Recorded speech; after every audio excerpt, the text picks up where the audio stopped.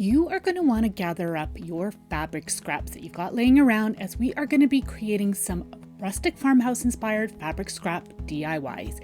Hey, it's Donna here. I'm so happy to have you joining me today. Let's get crafting. I've got this beautiful rusty old tin. I actually rusted this myself. I have a tutorial on how you can do that. I will have the video for you down in the description box, or feel free to ask me in the comments section. I've got some scrap cotton fabric and some cheesecloth that have been coffee dyed. I also have this strip of some cardstock in a natural color. I wanted to create a ring that is just slightly bigger than the top of my can, as I wanted to create a lid that I could remove, and I wasn't exactly sure how to go about this, so I thought that this would probably be the easiest way. I removed the excess, and now I'm going to glue those two pieces together, or the two ends together, and then you're going to see that it just slips over the can, and yes, it's loose, but that's what I had wanted. So I'm setting that aside, and now I am going to select what side I want to work on for my tin. I'm stabilizing the tin using just a few pieces here. And then I'm going to take this cotton fabric that again is coffee dyed, and I'm going to cut it down. I just add a little slit with my scissors, and then I tear it because I want that really pretty rustic frayed edge. Now, again, I do have some videos on how you can coffee dye your fabric. You can even coffee dye paper. So I will have the tutorial for you down again in the description box below. Next, you're going to want to use some rub-on transfers. So these ones are from Dollar Tree, and so are these ones. You want to select something that is going to suit your crafting and decor needs. I have got these particular ones. I don't even remember where I picked them up. Might have been from Amazon. I'm not 100% sure. I've had them in my stash for quite a while, so we'll see how well they work. I really like this right here. It says Vintage Market.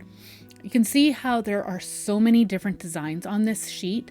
So I'm using a craft knife and gently just cutting it out around the Vintage Market logo. And then I can still have all the rest of this sheet to use for some other projects. So just so you know too, I had a quick look on Amazon, and there's lots of rub-on transfers to select from there as well. So my fabric piece was a little too big for my Vintage Market logo, so I'm just going to cut it down to size, remove any of the excess fibers, and if you need to remove a few more just to create a nice frayed edge, just go ahead and do that as well, like I just did. I like the way that looks a whole lot better. So to apply the fabric to the can, I'm using some matte decoupage glue. Feel free to use any brand of some decoupage glue that you really like. I'm leaving the fabric into place on the can, and then I'm being careful just to get the glue right underneath that fabric piece. I don't want to coat my entire can with the decoupage glue because it will change the appearance of the can. Feel free to cover the whole piece if you'd like. It will stop it from continuing to rust because the technique that I did on here will cause it to continue to rust. And also, if you cover it with some decoupage glue, I do believe it will kind of create a waxy look, which is something that is a vintage look. They did that back in the day to help seal things up. So I finished decoupaging my fabric in place. And now I decided, while the glue was still wet, to put my vintage label into place to see if I could get it to transfer into the glue while it was wet. I'm using my craft stick here just to rub onto the transfer, and it didn't work. So I'm like, well, it's gonna end up wrecking if I don't put it back and I'll just allow it to dry. So I went ahead and did that. I thought worst case scenario, I could just leave the paper intact and it will kind of create an old look, but I'll show you that here in a moment. In the meantime, while that is drying, I'm cutting some cheesecloth that I had coffee dyed as well. I'm cutting it down, and I'm going to layer about 4 pieces on top of each other, but I just needed to just get a rough size here for the top of my tin. And like I said, I do layer all the 4 pieces on top of each other.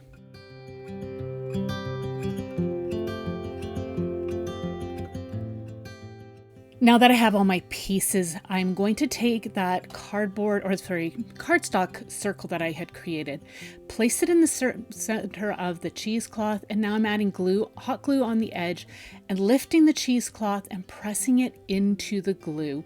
Now I am being careful not to burn my fingers, but the glue will seep through the layers of the cheesecloth and help hold it all together. So I'm just going to continue to go around with my hot glue, lifting the edges of the fabric into place around the cardboard circle. You can see I created a lid with just doing that, and it works actually quite well. I wanted to be able to use this tin to store some things in it, so that's why I chose to create a lid. But if you don't want to do that, that's totally fine. I would just glue the cheesecloth directly to the tin. To help stabilize everything and also add a decorative touch, I decided to add some simple jute twine. I just wrapped it around a few times and then tied it off with a simple knot.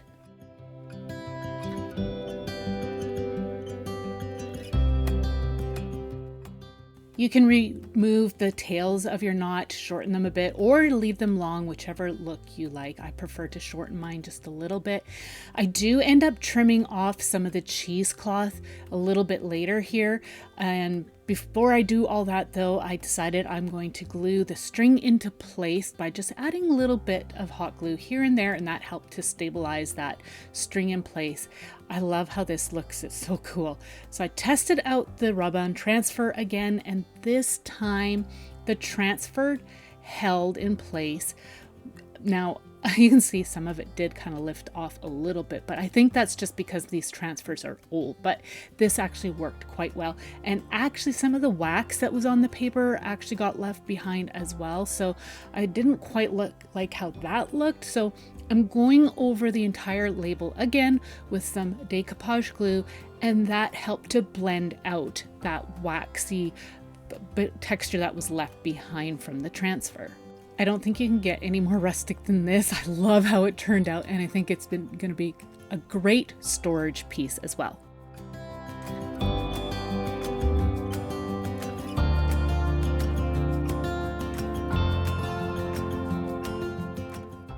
This is a project I've been wanting to try out for a while. You're going to need some wood slices and a wood stump. I found the wood stump at Dollar Tree. I've got some larger wood slices that I got from my local dollar store and a branch that I had foraged out on one of my foraging adventures.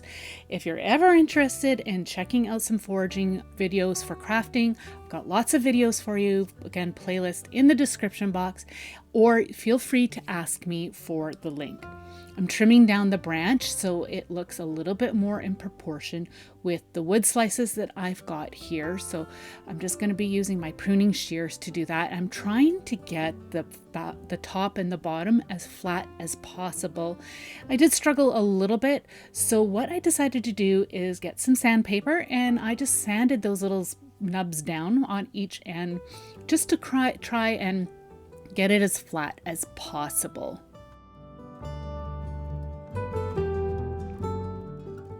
So I noticed some of the bark was coming off. So I just decided to take my knife and removed all of the bark. That way here, it'll help to prevent that from happening any further, and also kind of created a nice look to the branch anyways. There was a little bit of a nub left, so I'm just using my sandpaper to remove that as well. I'm using a combination of some Gorilla hot glue sticks as well as some tacky glue, but you can use some wood glue if you'd like as well.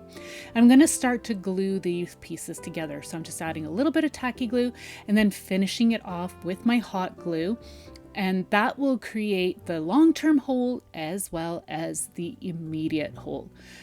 Gluing the little little stump into place in the center of the wood slices, and then I'm going to set it aside and allow the wet glue to set up. And I do the same thing for the larger pieces as well.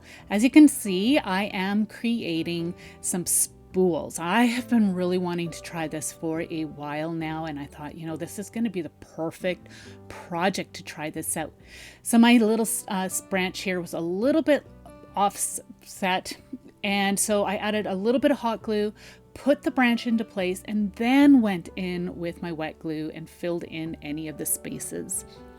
So while that's all setting up, I have got this large piece of scrap fabric. I'm just removing the thick trim. I'm ripping it down the center because there was already a cut line there. And now what I'm going to do is actually just cut a little piece here and then tear it all the way down almost to the end, not all the way through. What I'm doing is creating a nice long strip to use it as like a ribbon or tie for say a gift or whatever, or just something that can be put aside as a decorative piece. And I did remove any of the loose strings. I wanted this to be frayed, so that's why I am not cutting a straight line. I am tearing it. I like the way that looks.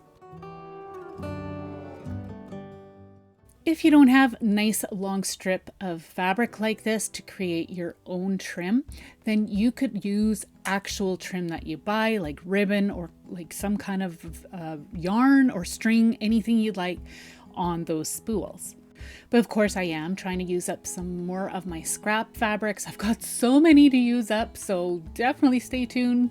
More future projects to come using up some fabric scraps. I'm going to continue to work on this fabric until I get two nice long strips of this trim. I already had some natural pieces, natural cotton fabric that was already tore down to a nice usable size. So I'm just going to wrap that around the smaller spool. And then I've got some short straight pins to help hold the fabric trim in place. And isn't that cute? It turned out so well. And then for the larger one, I'm going to just start to wrap my trim around that I had made. And then once I get to one of the joints where I had cut almost all the way through, I just wanted to make sure it wasn't all twisted, because as you can see, it is all twisted up. So I'm just being careful here, untwisting that and then continuing to wrap it around to help it to stay in place facing the right way.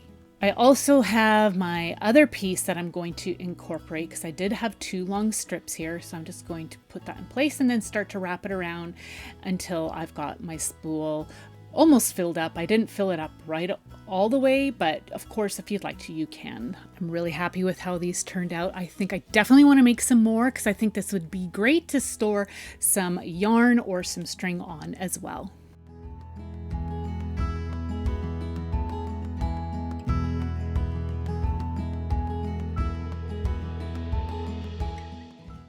Dollar Tree has these beautiful glass plates. They're nice and simple, and the label comes off so easily. So I'm just going to peel that off, and no residue was left behind. But you can clean it off with a little bit of vinegar and water if you'd like.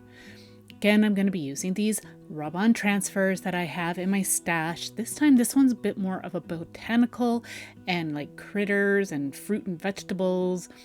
I selected this owl out of all the images. I thought it would look so cool on the plate. So again, I'm just using my craft knife and I'm carefully cutting around the owl. So I'm leaving all the other images available for me to use for future projects.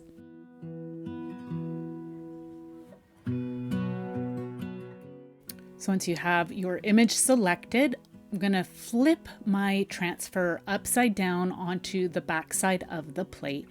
I'm going to just make sure it's centered before I carry on. I like the way that looks. So now I'm going to tape it into place. Now my transfer does have a little bit of a waxy texture, so the tape didn't stick down the best, but it did the trick for my needs. Added a little bit here, and I'm going to pull the transfer a little bit tight just to make sure it's laying nice and flat against the glass. So I did add tape all the way around the edge. Now I'm taking my craft stick and I'm going to rub it over the image until you can see that there's a bit of a cloudy look to the backside of the transfer. That means that the transfer has rubbed onto the surface that you are applying this to. Now these transfers, as I had mentioned before, are a little old, so I did notice that not all of the transfer was adhering to the glass plate. And I knew that was a bit of a risk, but I just continued to work on it. And I thought, if anything, it would just create kind of an aged look, which is kind of the look I'm wanting to go for anyway. So I'll just continue to work on the owl, remove all the tape. You can see here, the center, there was a little bit left, but it wasn't to the point that it was affecting the way the owl looked. So now I've got this nice natural cotton fabric. It's a thinner fabric. It's actually an old sheet.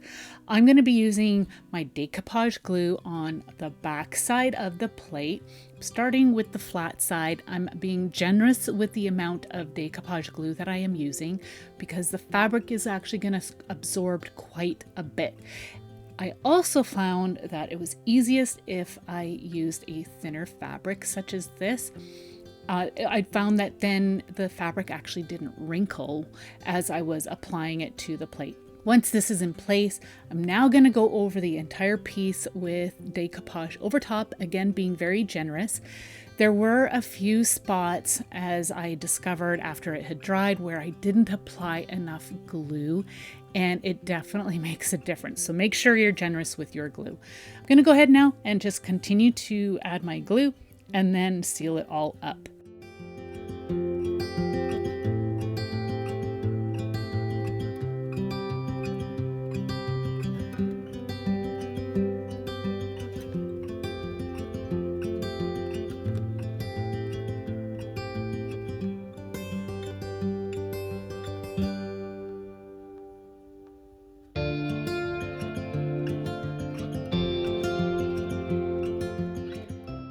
So I'm going to set this aside and allow it to dry well before I trim off any of the excess. But you can see there's a few spots where I did not add enough glue, and it definitely kind of gives an odd look on the back side, but it looked okay on the front side. Now I'm just going to use my craft knife and I'm going to go around the edge of my plate and cut off all that extra fabric. Once you have all that excess removed, you can go around the edge and use some scissors and just cut off any little bits of fiber that might still be remaining. I'm adding a bit of decoupage glue to a little container, and then I'm going to be mixing in some water. It's about 2 parts glue to 1 part water. Mixing that together, and then I'm going to go over the fabric again. I'm hoping that I can get rid of that odd texture or look where the fabric didn't fully adhere to the plate. I'm just lifting up any edges here that may not be sticking down and adding some glue underneath. As this dries, it is going to have a bit of a translucent look, so you can seal it up. I'm also going to seal it with some clear spray or varnish, but you can see how beautiful this looks. I love how it turned out.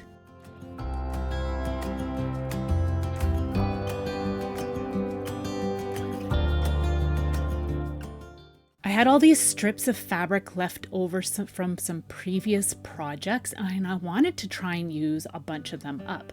Also have this branch. I'm just going to cut it down to length. And then I also have some jute twine. So I'm just going to go ahead and just use my snips to cut my branch down. For my jute twine, I'm going to just measure a piece out, and I'm forming a loop. And I wanted to loosely tie it on the one end so I know how long I want my loop to be. And then I'm going to just go ahead and just cut the string. That way here, I know I have exactly the amount that I need and I have the look that I'm going to be going for. With my scraps, you just need a nice long piece, and you want an assortment of some textures and some patterns. One thing I will say is that for this, the thinner the fabric, the easier it is to tie it onto your string. So you want to bend your strip in half or fold it in half. This is a thicker piece and I did end up struggling with it.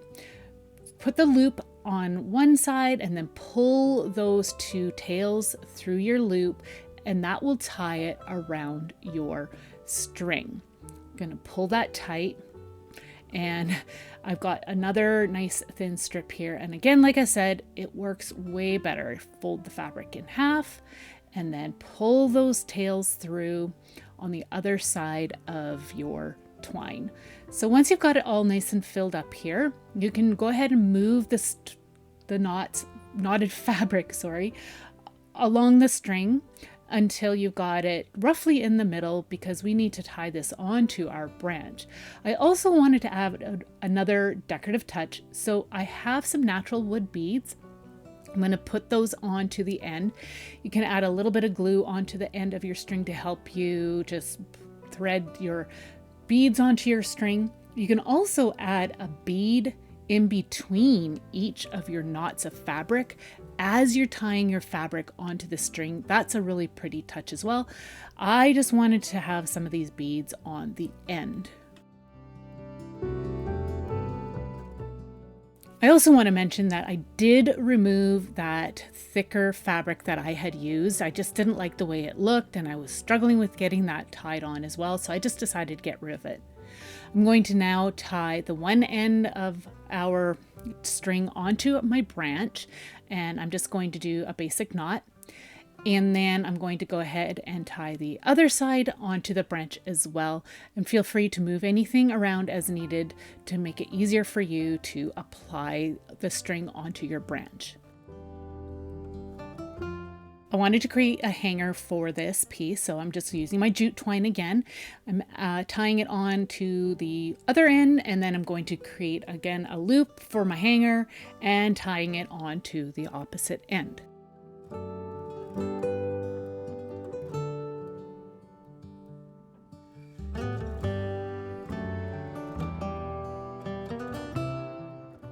Before I carry on, I decided I wanted to trim off the excess little bits that are on the end. I tried to tear them off, but I struggled with that a little bit, so I just went ahead and used my scissors and trimmed off the excess.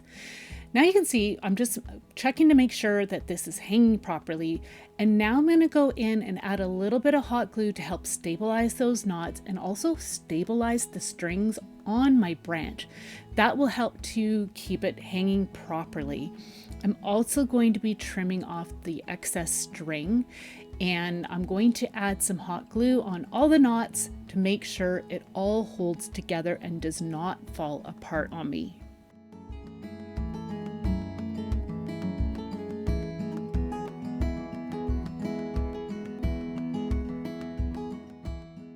This was an amazing piece to use up all those strips of fabric that I had. I love how it turned out.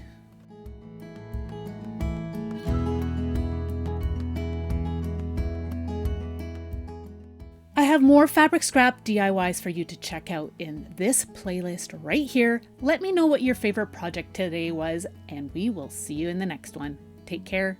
Bye.